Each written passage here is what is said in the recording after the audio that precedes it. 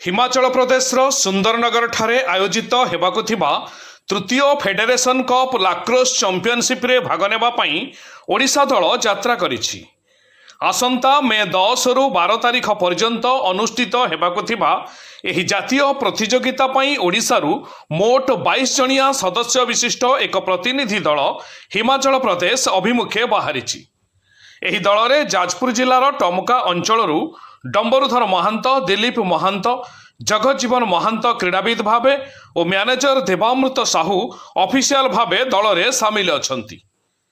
April मास 18-19 रे dreams university रे राज्य स्तरीय लाक्रोस प्रतियोगिता रे जाजपुर जिला चमत्कार प्रदर्शन करी विजेता होइथिला।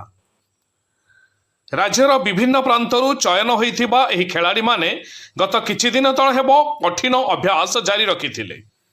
चलित वर्ष ओडिशा दल एही चैंपियनशिप रे पदक हासिल करबा नै आशावादी अछि। Bureau report Mahagiri news.